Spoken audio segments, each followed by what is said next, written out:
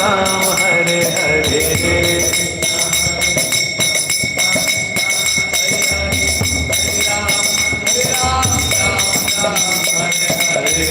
Krishna Krishna Krishna Hare Hare Hare Ram Ram Ram Hare Hare Hare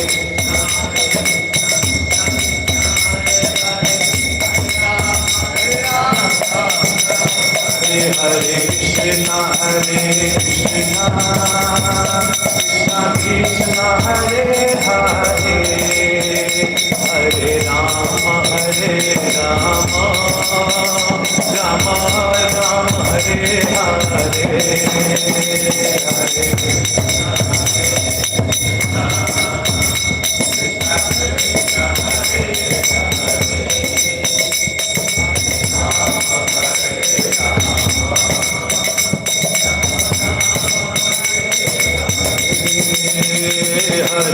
Krishna Krishna Krishna Hare Hare Hare Ram Ram Ram Hare Hare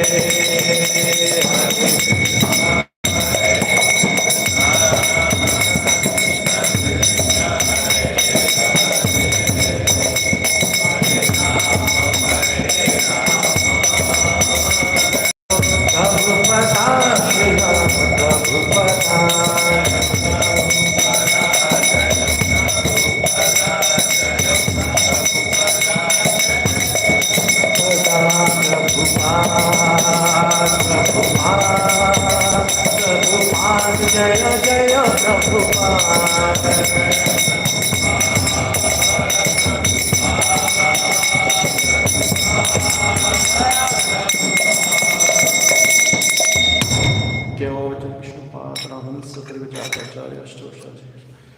Divine Grace Srila Prabhupada की जय, तपोटी वैष्णव वृंद की जय, नामाचार्य श्रील हरिदास ठाकुर की जय, ग्रंथराज श्रीमद् भागवतम की जय।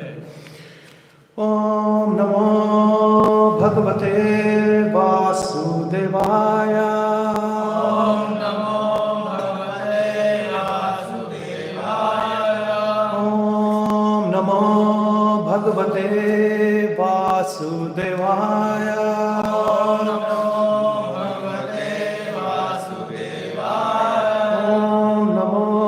भगवते वासुदेवाय।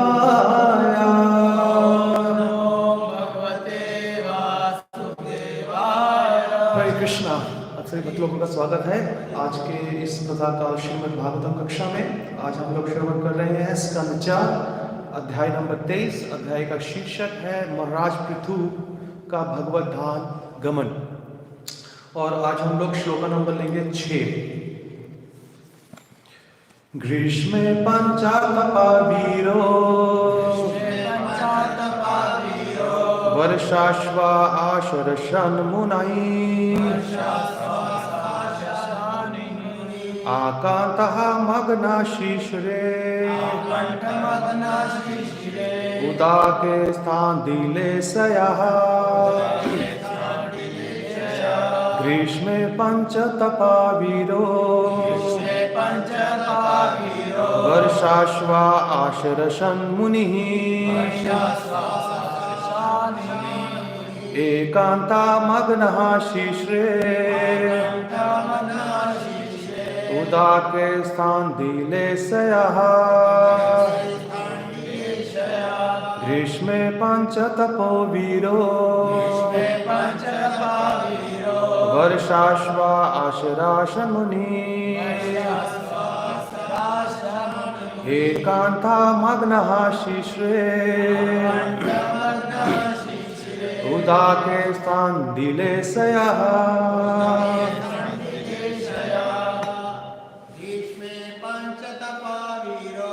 ग्रीष्मे पंचतपावीरो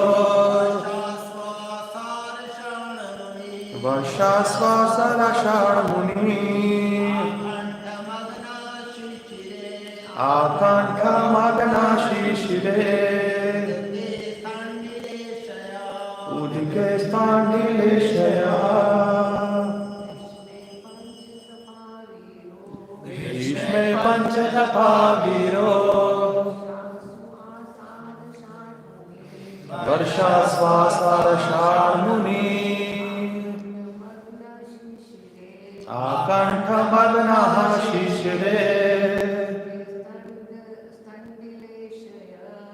ऋतिके स्तण्डलेशयः ग्रीष्मे पञ्चतपावीरो ग्रीष्मे पञ्चतपावीरो वर्षाश्वासरसान्मुनि वर्षाश्वासरसान्मुनि कण्ठमग्नाशिशिरे आकण्ठमग्नः शिशिरे के स्थण्डिलेशया उदके स्तण्डुलेशयः ग्रीष्मे पञ्चतपावीरो ग्रीष्मे पञ्चतपावीरो वर्षाश्वासादशान्मुनि वर्षाश्वासरसान्मुनिः कण्ठमग्नशिशिरे आकण्ठमग्नः शिशिरे के स्थण्डिलेशया उदके स्तण्डुलेशयः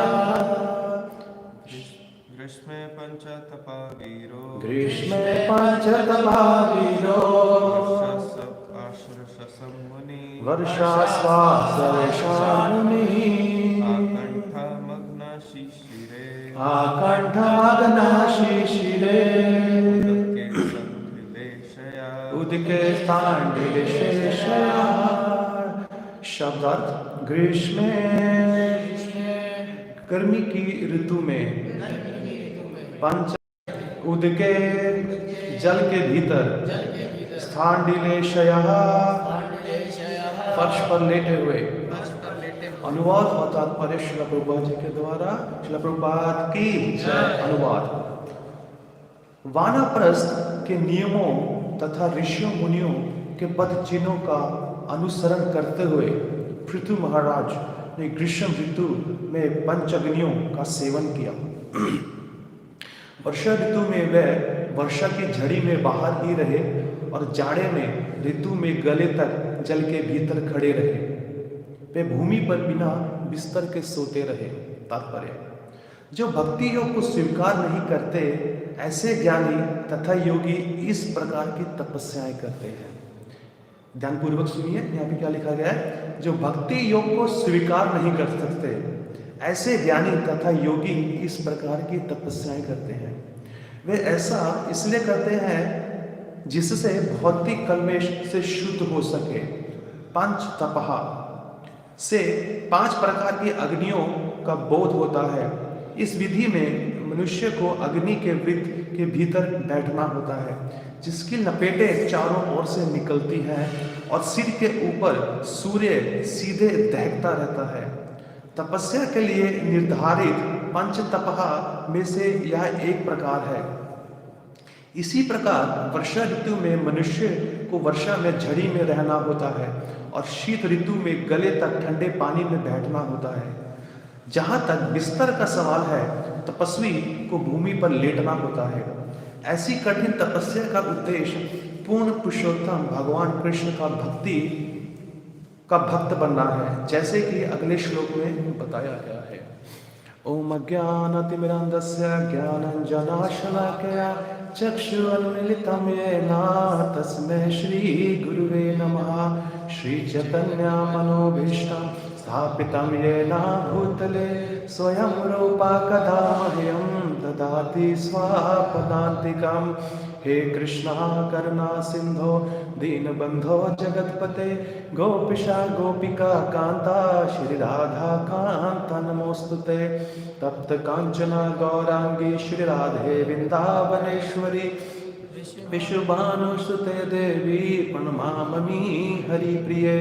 नमो विष्णुपदाय कृष्णप्रेष्ठाय भूतले श्रीमते भक्ति वेदांता स्वामिनिति नामिने।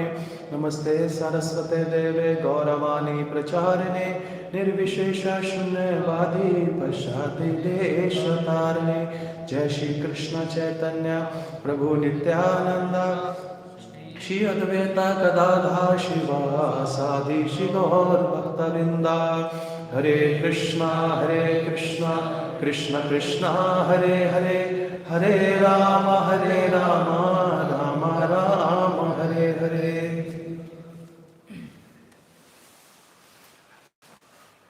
हरे कृष्णा। देखिए इतना सुंदर प्रसंग चल रहा है यहाँ पे पृथु महाराज का। हमने कल श्रवण किया था श्लोका नंबर 5 का, कैसे कि पृथु महाराज पूरे ब्रह्मांड के एक सम्राट राजा थे अपने समय के।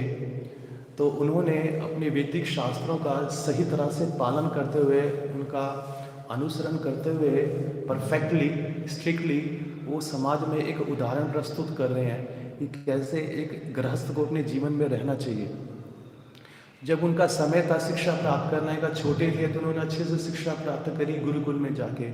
जब उनका समय आया राजा की पदवी लेने का, तो उन्होंने एक वाइफ को एक्सेप्ट किया, एक बीवी को एक्सेप्ट किया, जो कि आर्ची देवी उनका नाम था। फिर जब समय आया सब कुछ करने का, छोड़ने का, तो उन्होंने अपना सारा राजकाज अपने बच्चों को देकर वो वन में चले गए, जो कि पिछला श्लोक बता रहा था कि वो तपोवन में जाकर उन्होंने तपस्या करी। अब उसी के बारे में ये प्रसंग आगे चलता जा रहा है, क्योंकि यहाँ पे पहले के समय में देखें तो कितना कठिन परीक्षण किया जाता था भगवान को प्राप्त करने के लिए। अगर आज के इस प्रसंग को उठाएं और आज के अपनी जो जीवन शैली में उतारें तो ये असंभव है, ये बहुत असंभव है। जिस प्रकार से हम अपने शरीर को सुख देने का प्रयास कर रहे हैं, मगर इस प्रोसेस में देखो इसमें तो तुरंत दुख ही दिया जा रहा है। इसमें पंचताप का उन्होंने उपयोग किया है पृथु महाराज ने। मतलब क्या है कि गर्मी में हम लोग क्या करते हैं आज की डेट में, एसी पंखा चला के बैठते हैं ताकि हम गर्मी से राहत मिले और हमको ठंडक मिले, ताकि हम अपना अच्छे से भक्ति कर सकें, भगवान का सेवा कर सकें, एसी में बैठ के अच्छे से सो सकें ताकि सवेरे उठ सके। हम उल्टा कर रहे हैं यहाँ पे। मगर यहाँ पे ये अष्टांग योग का प्रयास हो रहा है, अष्टांग योगी बने हैं यहाँ पर पृथु महाराज। और वो क्या कर रहे हैं, वो एक जगह में बैठ के अपने आगे पीछे आग लगा रहे हैं घास फूस का। ये दृश्य हम देख सकते हैं अगर हमें कभी चांस मिला है प्रयागराज में जाने का, कुंभ मेला में।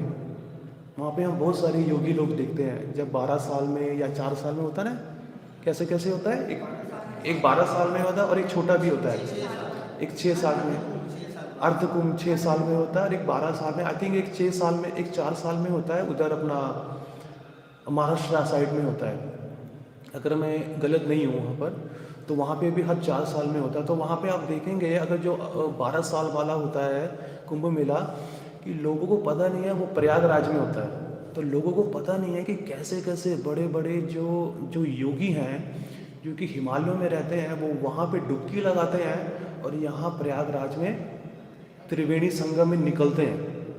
हमको पता ही नहीं है। और जो उन्होंने भी अपने अपने जगह पे टेंट वगैरह डाले होते हैं और वो टेंट में वो अलग अलग तरह की अपनी तपस्या का प्रदर्शन करते हैं। कोई अपनी जीभ के अंदर भाला लगा लेता है, कोई कुछ करता है, कोई जो कांटे होते हैं पेड़ के, कांटों के पेड़ पर नग्न बैठा होता है। और कोई अग्नि होती है, नीचे अग्नि जल रही होती है भट्टी, उसके ऊपर एक बहुत बड़ी सी प्लेट होती है, वो उस प्लेट के ऊपर बैठा होता है, मतलब उसका मांस वगैरह जलता नहीं है। तो ऐसे अलग अलग तरह के हम देखते हैं। तो यहाँ पे देखिए कि क्या बताया कि पंचताप का वो उपयोग कर रहे थे। एक जगह बैठ के अपने आगे पीछे अग्नि लगाई हुई है पूरी जोर के, और ऊपर से सूरज की अग्नि। ये देखिए इसका एकमात्र उद्देश्य है कि शरीर की जितनी भी भौतिक सुख है ना, उनको कम करना। पहले ये सब पॉसिबल होते थे, ये सब जो प्रोसेस थे पहले के टाइम पे भगवान को प्राप्त करने की एक विधि थी। क्योंकि प्रभुपाद जी यहाँ पे लिखते हैं ना कि पृथु महाराज अगर इतने कठिन प्रोसेस में से गुजर रहे हैं, उनका एकमात्र उद्देश्य क्या था, भगवत प्राप्ति, भगवान को प्राप्त करना, भगवान की प्रसन्नता के लिए। मगर देखिए कलयुग में ये सब चीज़ें कर पाना बहुत मुश्किल है। हम तो मर जाएगा इंसान गर्मी के अंदर। देखिए कुछ लोग बाहर से आते हैं यहाँ पे, जो वृंदावन की हीट या इंडिया की जो हीट होती है इतनी तेज होती है, उनको बेचारों को डायरिया हो जाता है, डायरिया हो जाता है, उल्टी हो जाती है। वो लोग अच्छे से भक्ति वगैरह परफॉर्म, क्योंकि वो ना समय है, ना काल है, ना शरीर है, उस सब हमारा सब कुछ चेंज हो चुका है। तो यहाँ पे और वो दूसरी चीज़ है, वो क्या करते थे कि ठंडी में हम लोग हीटर लगाते हैं, और ये ठंडी में ये लोग नदी में जाके अपने आप को गले तक डुबा लेते थे यहाँ पे, और जितना भी हो सके सुख वो सब खत्म कर देते थे योगी लोग। योगी लोग सब अपना ख़त्म कर देते थे। मगर ये आज की डेट में ये जितना भी देखें ना, अगर कोई भी इसको पढ़ेगा वो बिल्कुल भगवान की प्राप्ति के बारे में तनिक भी नहीं सोचेगा। तो इसका के लिए श्रील प्रभुपाद जी ने, आचार्यों ने बोला है कि जो कलयुग के अंदर जो प्रशासन है, एकमात्र प्रोसेस है हरे कृष्ण महामंत्र, हरि नाम संकीर्तन करना, संग कीर्तन करना। इसमें देखने के लिए हम लोग अपने श्रीमद् भागवतम के 11वें 12वें स्कंद के अंदर एक श्लोक आता है, इसमें पढ़ते हैं, कलेर दोष निधे राजन अष्टी है एक महान गुना कीर्तनाद एव कृष्णस्य मुक्त संगा परम व्रजेत। कि ये जो कलयुग है ये सभी, इसमें यहाँ पे दुखालय से भरा और कुछ भी नहीं है। मतलब हर जगह आप देखो, हर, चाहे वो रिश्ता है, चाहे वो बिजनेस है या ऑफिस है या हमारा खुद का शरीर है, हमारा खुद का माइंड है, नहीं तो आस पड़ोस वाले हैं, अगर वो सब ठीक है तो ये प्रकृति है। कभी भूखमरी आ जाती है, कभी सूखा पड़ जाता है, कभी बहुत ज़्यादा बारिश हो जाती है, कभी कुछ हो जाता है। तो ये हर तरह से जो जीवा को है वो ताप दे रहे हैं। अगर उठा के देखें हम अपने आप को, हर जगह से हमें ताप मिल रहा है, मगर हम इतने बड़े भ्रम में हैं कि चलो आज हम ताप में हैं, कल हम ताप में नहीं रहेंगे, क्योंकि हमारे पास एक फुल प्रूफ आइडिया है कि हम अपने आप को कैसे खुश कर सकते हैं। जैसे कि नाम बताइए, कौन कौन से आइडिया हमारे पास, कैसे कैसे प्लान है। मैं अपने बिजनेस को बढ़ाऊंगा, मैं खूब अधिक से अधिक काम करूंगा, पैसा एकत्रित करूंगा, मैं खूब सारे अपने दोस्त बनाऊंगा, नाते रिश्तेदार बनाऊंगा, फैमिलियाँ बनाऊंगा। क्यों? क्योंकि अंतकाल में जब मेरे पास कोई नहीं रहेगा तो ये सब मुझे बचाएंगे। अंतकाल में अगर ये भी नहीं रहेगा तो मेरा पैसा मुझे बचाएगा। तो अलग अलग तरह के अपने आप को भ्रम में डालने के जितना भी उपाय है वो हर तरफ से अपने आप को कवर कर लेते हैं, मगर आखिरी में देखिए हमें क्या मिलती है? हताशा ही मिलती है। हमें हताशा ही मिलती है, हर तरफ से हमें सुख नहीं मिलता है। अभी देखिए जैसे हस्बैंड वाइफ है, उनका सबसे घनिष्ठ होता है उनका जो संबंध है आपस में। तो अगर हस्बैंड को 104 डिग्री का बुखार हो जाए तो पत्नी को बोलेगा कि तुमको तो बोला गया तुम मेरी अर्धांगिनी हो, मेरे शरीर का आधा हिस्सा हो, हम सामने सब कुछ आधा आधा बांटा है, तो ऐसा क्यों नहीं करती हो? तुम लोग भी आधा मेरे से ले लो बुखार, 52 आपका 52 मेरा। जब शादी होती है किसी औरत की तो वरमाला डालती है, वरमाला डालते सब कुछ आधा हो जाता है, नाम भी ले लेती है पति का, प्रॉपर्टी भी, घर भी, सब कुछ है, सब कुछ मतलब हर चीज़ में उसका आधा हिस्सा हो जाता है। मान सम्मान, इज्जत, आना जाना, पूछना, हर किसी में उसका आधा हिस्सा हो जाता है। तो जब बात तकलीफ की आती है तब आधा क्यों नहीं होता? क्योंकि श्रील प्रभुपाद जी बताते हैं कि हर जीवित आत्मा अलग है, इंडिविजुअल बोलते हैं, ठीक है। हर किसी का अपना एक इंडिविजुअल कर्मा है, वो अपने कर्म का बैग लेके, भार लेकर अपने ऊपर वो चल रहा है, और अपने कर्म के हिसाब से ना कोई 1% ज़्यादा खुश रह सकता है और ना ही 1% ज़्यादा दुखी रह सकता है। उसको उतना ही मिलेगा जितना वो लेकर आया है। ये कर्म का सिद्धांत है, इसको हमेशा समझना चाहिए यहाँ पे कि कोई भी हमारे जीवन में दुख या सुख आ रहा है, ये हमारे कर्मों का परिणाम है। तो उसके लिए हमें किसी को भी ब्लेम नहीं करना है, ना अपने घर में, ना अपने गवर्नमेंट को, ना स्टेट को, ना भाई बंधु को, ना भगवान को। उसके लिए हम अकेले स्वयं जिम्मेदार हैं। अभी देखिए ना, कई सालों सालों से बिजनेसेस चल रहे थे लोगों के, खानदानी काम चल रहे थे, 100 साल से, 150 साल से, 25 साल से, 50 साल से। कोरोना आया, सब ठप हो गया। अच्छे अच्छे लोग, भारी भारी लोग बैठ गए, जो बड़े बड़े अमीर थे। हमारे कुछ फ्रेंड है, ठीक है, वो भी अमीर है, मगर कोरोना में उनकी भी हालत ख़राब हो गई। जितना बड़ा बिजनेस उतना बड़ा नुकसान, उतना ही बड़ा नुकसान। तब उतने बड़े नुकसान का भरपाई करने के लिए वो बेचारे अभी तक उठ नहीं पा रहे। अब उनको भक्ति में तकलीफ हो रही है। क्यों? क्योंकि उनके ऐशो आराम की जो सामग्री थी, जो चीज़ें थी, और वो बंद हो गई हैं। और वो ऐशो आराम करने से पहले वो सोचते हैं कि पैसा कहाँ से आएगा, क्योंकि वैसे ही हमारा 2 करोड़, 3 करोड़, 4 करोड़ रुपया कोरोना में बैठ गया है, ख़राब हो गया। अभी उसकी भरपाई कब पूरी हो, ऊपर से प्रॉफिट कब आए, तो उसके बाद हम कब इंजॉय करें। देखिए, प्रकृति का जो कर्म का सिद्धांत है वो ऐसे ही पलटफेर करता है। ये तो मैं कोरोना की 2 साल की बात बता रहा हूँ, बट ये एक दिन में, 1 सेकंड में बदल जाता है। एक दिन एक सेकंड में बदल जाता है, एक रात के अंदर ये सारा का सारा बदल जाता है। उसमें बहुत तकलीफ होती है। इसीलिए हमें श्रील प्रभुपाद जी ने शास्त्रों को बताया गया है कि मटेरियली भौतिक स्तर पे हमारा कोई भी हमारी स्थिति हो, उसको दरकिनार करते हुए हमारी आध्यात्मिक प्रगति में और हमारी आध्यात्मिक जो प्रैक्टिस है, जो हमारी ड्यूटी है, वो कभी भी खराब नहीं होनी चाहिए। भौतिक सुख आएगा जाएगा, उसकी बिना परवाह करते हुए हमें अपने आध्यात्मिक जीवन में उन्नति अवश्य करनी चाहिए, अवश्य करनी चाहिए। चाहे कोई आज मेरे साथ है या नहीं है, कोई आना चाहता है नहीं आना चाहता है, कोई मुझे खाना दे या नहीं दे, मेरा शरीर अच्छा हो या नहीं हो, हर समय हमें अपने भक्ति का प्रयास करना चाहिए कि कैसे उसकी उन्नति करनी चाहिए। भागवत गीता का जो कि ध्यान योगा का जो चैप्टर है, इसमें जो बता रहे हैं कि बिल्कुल जो अभी जो प्रसंग चल रहा है इसी से रिलेटेड है कि जो अष्टांग योगी को, जैसे मैंने कल में बताया था कि कैसे एक योगी अपनी सारी भौतिक इच्छाओं को, खासकर जो अपनी काम वासना की इच्छा है, इस भौतिक जगह में बंद करके जंगल में जाता है भगवान की प्राप्ति के लिए। फिर वो कहाँ पे बैठता है? ना ऊंचे पायदान पे ना नीचे पायदान पे, एकदम परफेक्ट बैठता है, ठीक है। ना कुछ ज़्यादा खाने की इच्छा करता है, ना कम खाने की इच्छा है, ना ज़्यादा सोता है ना कम सोता है। अपनी आंखें को आधा ना पूरी बंद करते हुए नाक की तरफ देख के भगवान का ध्यान करता है। ये सब चीज़ें हैं। तो यहाँ पे भगवान बताते हैं कि 6.35 में क्या बताते हैं कि अभ्यासे न तो कौन्तेय वैराग्ये न च गृह्यते, कि अभ्यास मतलब हर दिन के प्रयास से थोड़ा थोड़ा प्रयास करने से हम उन्नति की तरफ बढ़ते हैं। क्योंकि कोई भी चीज़ है, चाहे वो भौतिक जगत का प्रयास हो, कुछ हम सीखना चाहते हैं, या भौतिक जगत में या आध्यात्मिक जगत में कुछ सीखना चाहते हैं, हम हर किसी को प्रयास की जरूरत है। धीरे धीरे प्रयास है रोज का, मगर वो प्रयास छोड़ना नहीं है। अगर जहाँ प्रयास छूटा तो आप फिर दोबारा नीचे गिरने शुरू हो जाएंगे।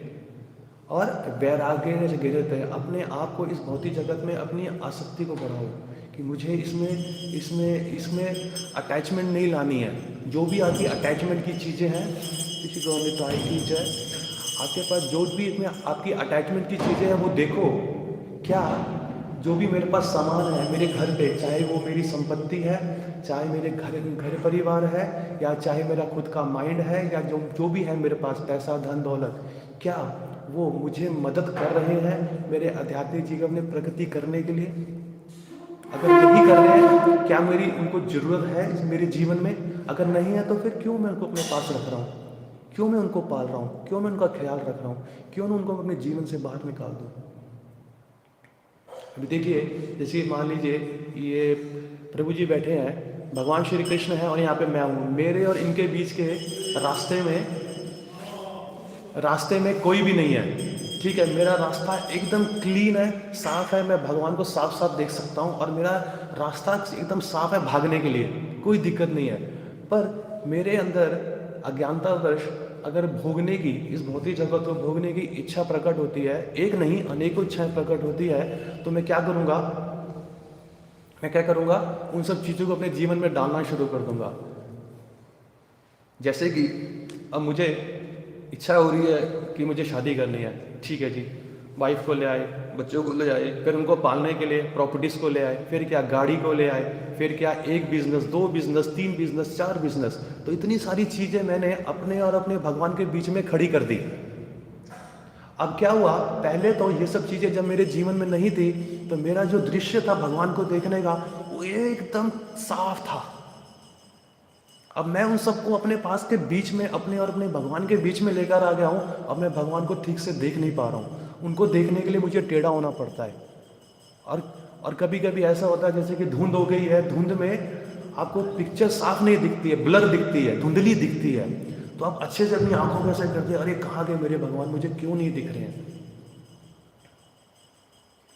आपको आ रही बात समझ में? मगर आखिरी के समय में दिक्कत क्या होती है, जब हम ये सब चीज़ें आध्यात्मिक ज्ञान लेना शुरू करते हैं तो हमने अपनी अज्ञानतावश इतना सारा संपत्ति, धन और घर परिवार अपने और भगवान के बीच में खड़ा कर लिया है। अब उनको हटाने में मुझे बहुत तकलीफ होती है और वो हट ही नहीं पाते हैं। प्रॉपर्टी को हटा रहा हूँ तो एक आ जाते हैं, इसको हटा रहा हूँ और आते हैं। अभी जब जोड़ने लगा तो मैं सोचा नहीं कि मैं कितना जोड़ रहा हूँ, और जब हटाने लगा तो मुझे गिनती नहीं हो रही है कि मेरे पास इतना कुछ है हटाने के लिए मेरे और मेरे भगवान के बीच में। जान रहे ना मैं क्या कह रहा हूँ यहाँ पे? तो कितना प्रयास लग रहा है मुझे उनको हटाने में, और ये हटाते हटाते हटाते हटाते मेरा मनुष्य काल का जो समय है ना वो हट रहा है। हम सोचते हैं चलो एक दिन और, एक हफ्ता और, एक महीने के बाद है हम मंदिर जाना शुरू कर देंगे, हम भागवतम क्लास लगाना शुरू कर देंगे, हम ये करना शुरू कर देंगे, और वो दिन कभी आता ही नहीं है। और जब शुरू करने लगे, यार ये मैंने प्रण कब लिया था, ये प्रण मैंने कब लिया था, ये प्रण मैंने आज से 5 साल पहले लिया था, और बाप रे आज तक 1 महीना करते करते 5 साल निकल गया। मुझे समझ में नहीं आ रहा मेरा 5 साल का समय कहाँ गया। शास्त्रों में कहा गया है और साधु संतों की वाणी है, जब भी कुछ अच्छा करने का दिल हो ना उसे तुरंत कर डालो।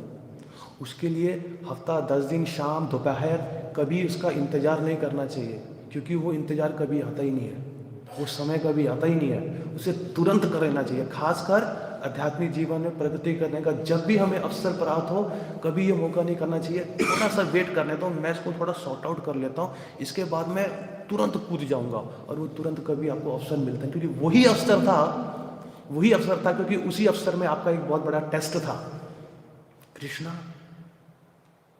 या इस भौतिक जगत का सुख, कृष्णा या इस भौतिक जगत का सुख। हमें लगता है चल भौतिक जगत का सुख थोड़ा सा हम लोग ना यहाँ रख लेते हैं, थोड़ा बैक प्लान में रख लेते हैं। अगर भगवान कृष्ण का प्लान ए अगर काम नहीं किया तो मेरे पास जो भौतिक जगत का प्लान भी है ना वो डेफिनेटली मेरे लिए काम करेगा, और ये सबसे बड़ा भ्रम है। आपको बताता हूँ कि पिछले साल मैं गोवर्धन में गया, आई थिंक जनवरी की बात है, 1 साल हो गया है, 2022 की बात है, जब मैं गोवर्धन परिक्रमा कर रहा था और जहाँ से मैंने शुरू करा धाम घाटी में, तो उसमें माता जी बिल्कुल यही समय था, धुंध थी, हवा चल रही थी, बहुत ठंडी का मौसम था, मतलब हाथ वगैरह लाल हो रहे थे हमारे जो है ना, ऐसे लाल हो रहे थे, दिल नहीं कर रहा था कि जेब से बाहर निकाले। तो वहीं पे हमारा इस्कॉन गोवर्धन करके एक प्रॉपर्टी है हमारी, दान घाटी पे ही है, तो वहाँ से हम लोग परिक्रमा स्टार्ट करने वाले थे। तो हम 8-10 लोग थे, ब्रह्मचारी थे, साथ में जाने वाले थे। तो मैं पहले आया, मैंने गोवर्धन जी को प्रणाम किया, फिर मैंने थोड़ा देखा कि रुक के वहाँ पे देखा हमारे गोवर्धन इस्कॉन के सामने वहाँ पे बहुत साधु संत लोग बैठते हैं, सोते हैं, उनका छोटा छोटा तरपाल होता है, हट होता है, उनका छोटा सा होता है, टोकरी कुछ होता है जिसमें वो सोते हैं। मैंने सोचा भागवतम के नज़रिए से और शास्त्रों के नज़रिए से कि कितनी बारी भगवान ये बोलते हैं कि हम लोग भगवान को प्रार्थना करते हैं कि भगवान हमें तेरे चरणों के पास रहना है, तेरे चरणों की धूल चाहिए हमें। होती नहीं ये प्रार्थनाएं है ना, कितने सारे भक्त लोग अपनी प्रार्थना करते हैं कि भगवान हमें एक बार अपने चरणों के दर्शन करा दे, हमें अपने चरणों से दूर मत रखना, अपने चरणों के पास ही रहने देना, हम यहाँ से कभी अलग होना ही नहीं चाहते। तो भगवान ऑप्शन देते हैं, अच्छा तो मेरे चरण तुम्हें चाहिए, मैं तुम्हें जरूर दूंगा, तुम ले लो, मगर तुमको 2 ऑप्शन देता हूँ, या तो मेरे चरण चाहिए तो तुम्हें भौतिक जगत का एक भी सुख नहीं मिलेगा, और अगर तुम्हें भौतिक जगत के सुख चाहिए तो मेरे चरण कमल के दर्शन तुम्हें नहीं होंगे, वो स्थान तुम्हें नहीं मिलेगा।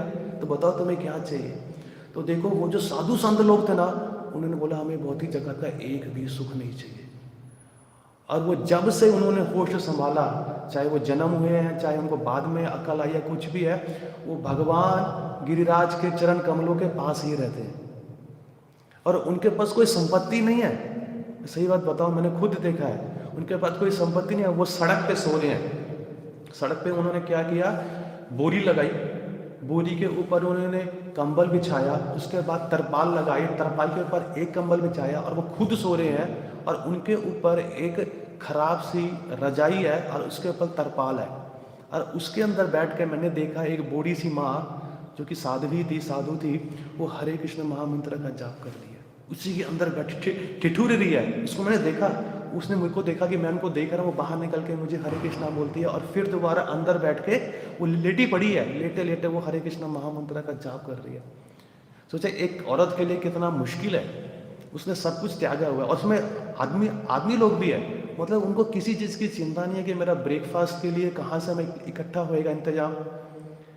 दोपहर का प्रसादम कहाँ होएगा, शाम का कहाँ पे होएगा, मैं नहाने कहाँ जाऊंगी, मेरे पास हीटर है कि नहीं है, मेरे पास 2 जोड़ी कपड़े हैं कि नहीं है, कुछ कोई चिंता नहीं है। वो सबसे पहले उठी और अंदर ही अंदर, क्योंकि ठंडी का मौसम था ना, वो बेचारी नहीं बाहर निकल सकती थी। और जब ओस पड़ती है तो देखा उसकी तरपाल से पानी चू रहा था। उस सिचुएशन में हम लोग घर में रहते हैं तो हमको हीटर वीटर चाहिए, वो सब हाथ सेकते, तब हम बोलते हैं भैया हम सेवा करने के लिए आएंगे। मगर उस माँ ने वहाँ बैठे बैठे भगवान का पूरा जाप पूरा किया। जब हल्की धूप निकली तो वो बाहर निकली, तो जो भी उसको अपना दिनाचार्य का काम करना था वो करती रही।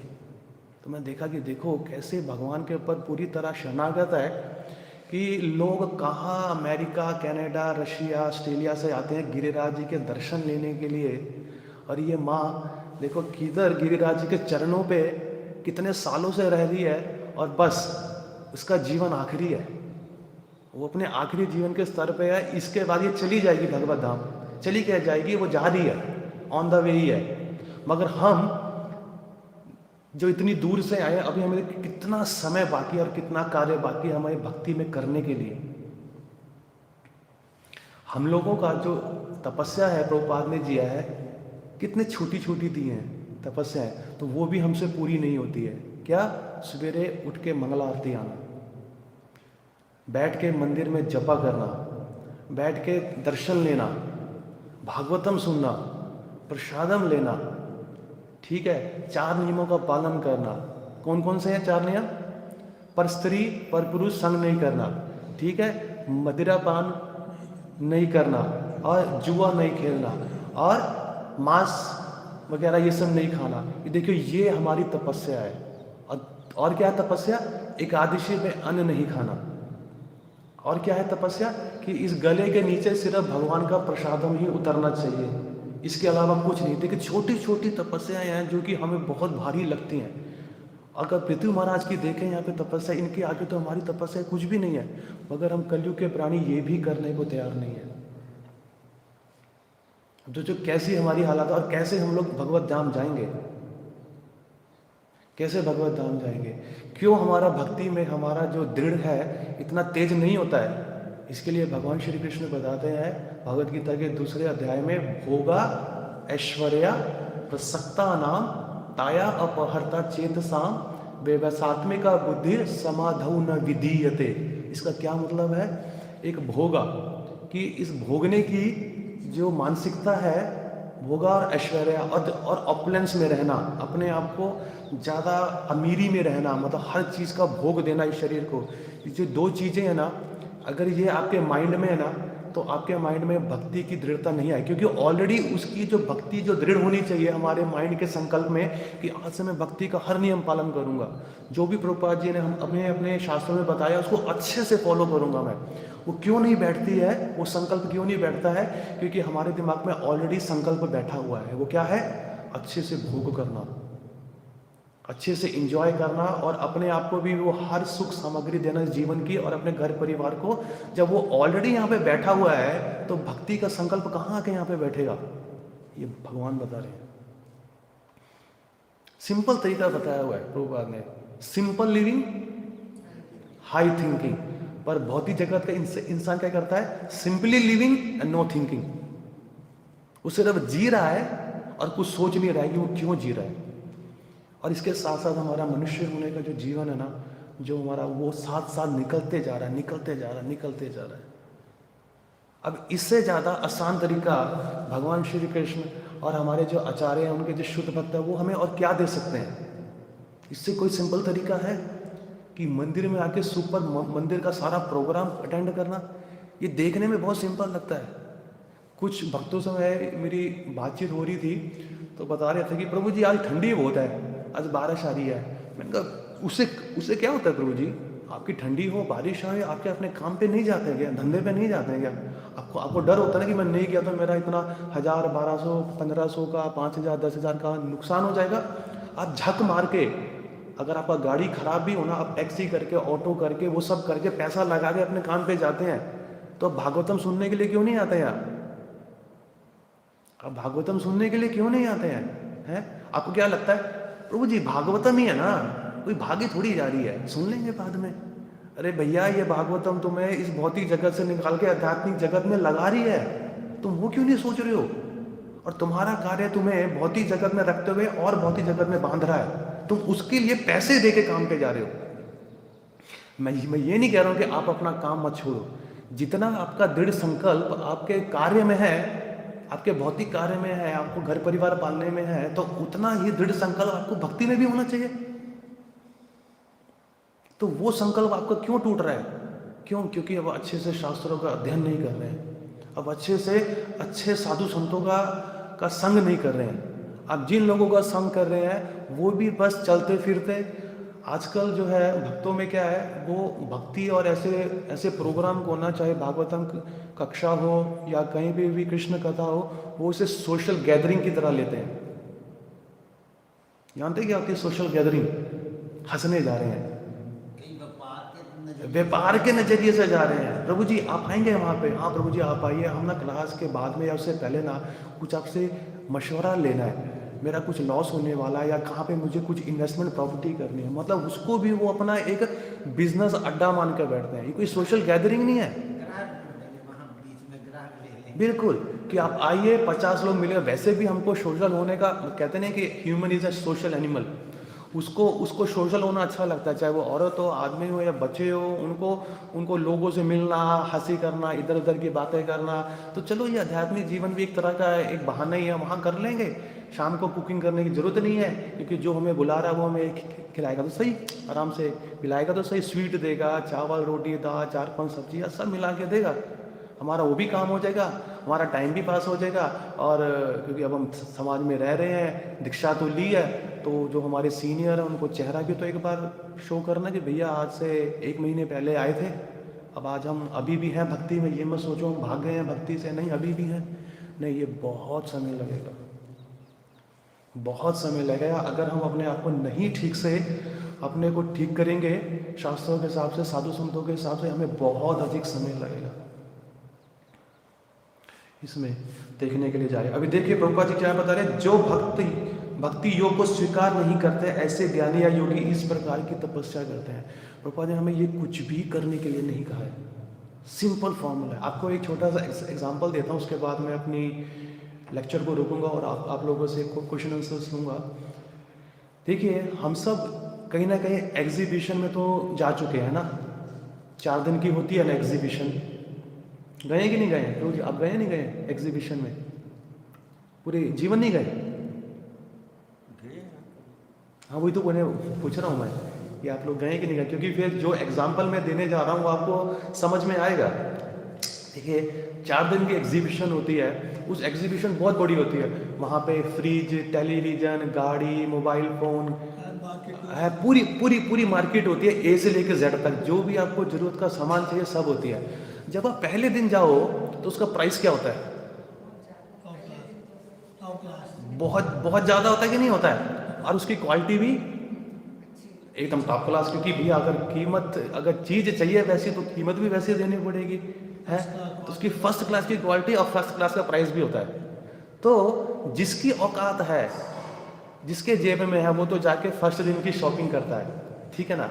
और जो प्राइस है सेकंड डे थोड़ा सा कम हो जाता है। और उसकी क्वालिटी होती है, मगर जो बेचने वाले रहते हैं उनको पता है भैया धीरे करके दिन हो रहा है खत्म, तो उसका प्राइस थोड़ा कम हो जाता है। और तीसरे दिन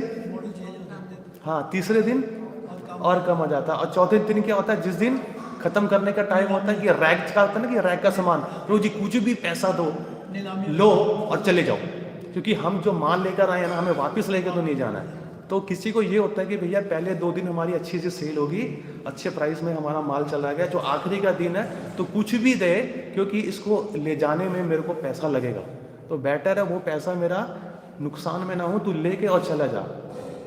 तो अब मैं ध्यान चाहूँगा आप सब लोगों का, तो ये जो 4 युग है ना, ये ऐसे ही है। जो सतयुग है वो 1 लाख साल का है, और 1 लाख साल में भगवान की प्राप्ति थी 60,000 70,000 का मेडिटेशन।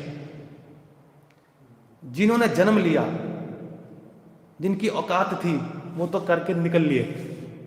जो बच गए वो द्वापर युग में आके फंस गए, त्रेता युग में आके फंस गए।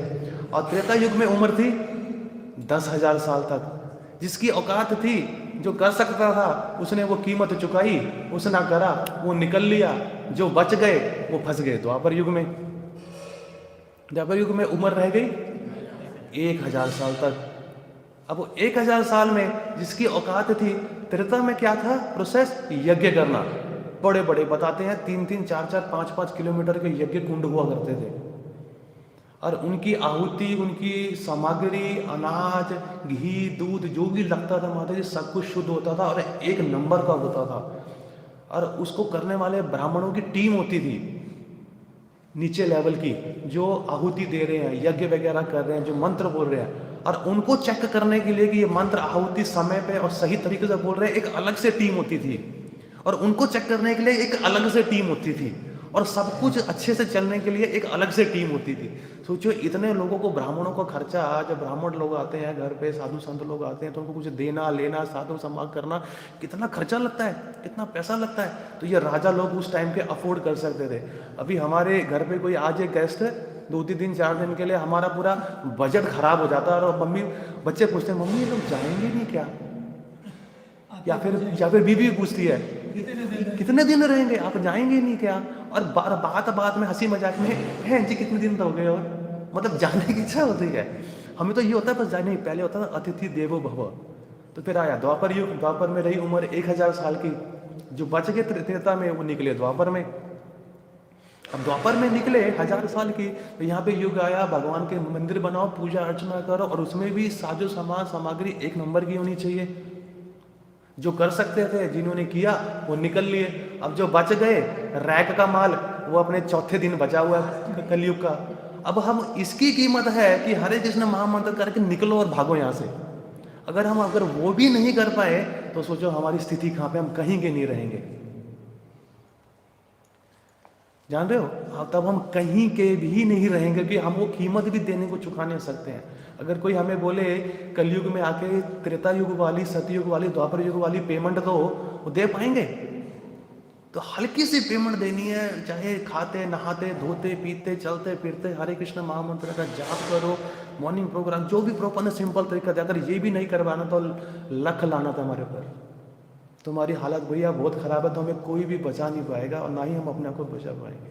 ठीक है, चलिए हरे कृष्णा। अगर किसी भक्त का कोई प्रश्न है तो मुझसे जरूर पूछ सकते हैं। जब हम चैंटिंग करते हैं माइंड भागता रहता है।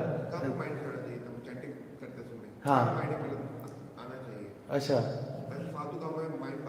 हाँ, फालतू काम में माइंड भागता रहता है। तो इसका सॉल्यूशन क्या है?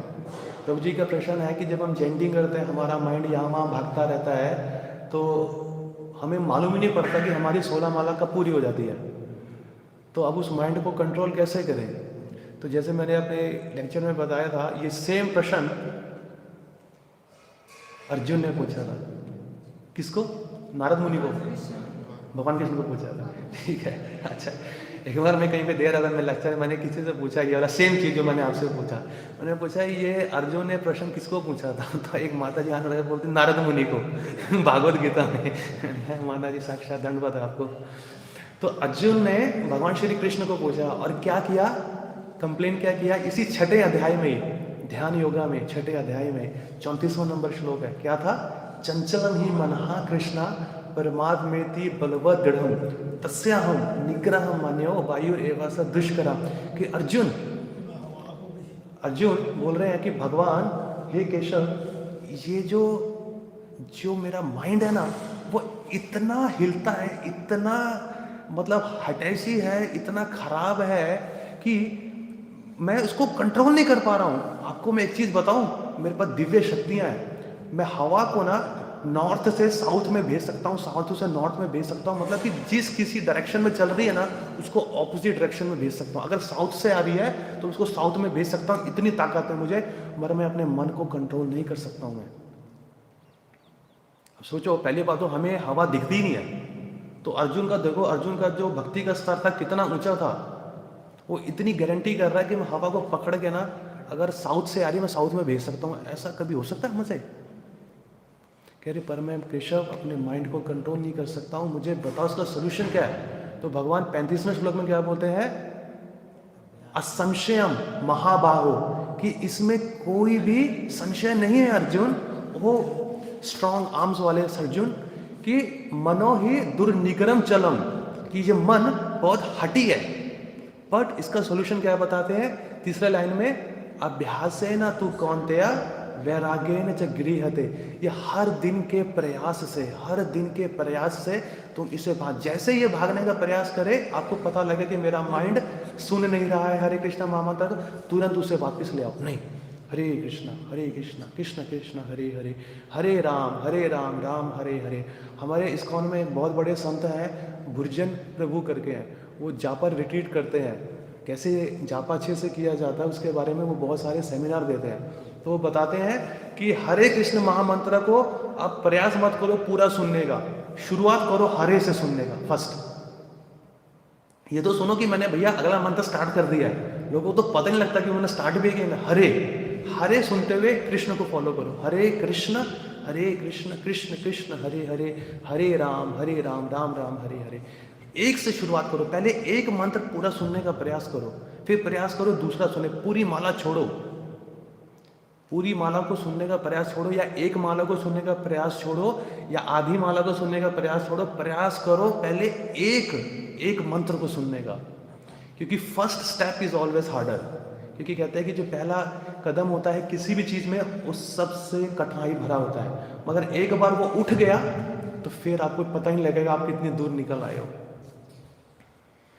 तो भगवान बोल रहे हैं कि अभ्यास करो हर प्रतिदिन का उसी समय पे माला करने का, एक रूटीन बनाओ। जैसे हम लोगों का होता है ना रूटीन, कि अगर आदमी को अपने काम पे जाना है, धंधे पे जाना है या ऑफिस पे जाना है, वो अपनी बीवी को बोलता है मुझे 8 साढ़े 8 बजे तक मुझे खाना चाहिए टेबल पे, कुछ भी हो जाए कुछ चाहिए, मुझे चाहिए इतने बजे, क्योंकि उसको पता है वो 15-10 मिनट में खाना खत्म करेगा, गाड़ी स्टार्ट करेगा, 10 मिनट लगेगा ऑफिस में जाने का। वो देखो कितना स्ट्रिक्ट होता है अपनी भौतिक कार्यकलापों पे।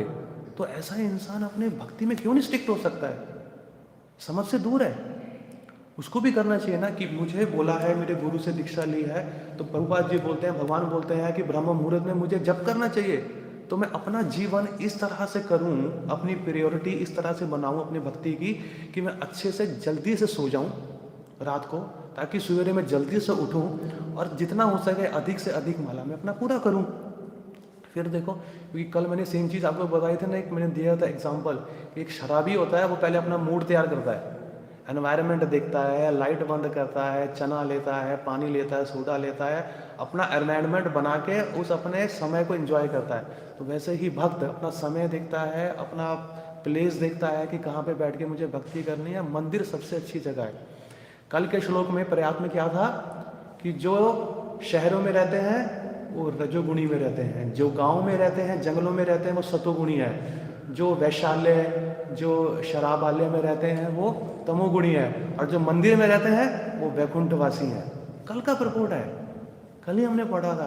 तो आपको दिक्कत क्या है? जिसका प्रयास हम कर रहे हैं कि हमें वैकुंठ में रहना है, गोलोक में रहना, तो ये मंदिर वैकुंठ ही तो है, भगवान यहाँ पे तो है, तो रहो आके इनके साथ। 1 घंटा, 2 घंटा, आधा घंटा, 4 घंटा, जब भी समय मिले भाग के आ जाओ यहाँ पर, क्योंकि आपको वैकुंठ का एहसास होगा। जो यहाँ पे रहने वाले भक्त लोग हैं वो भी वैकुंठवासी ही हैं। तब उनका संग करो, उनकी सेवा करो, मंदिर की सेवा करो, बस माइंड कंट्रोल में है।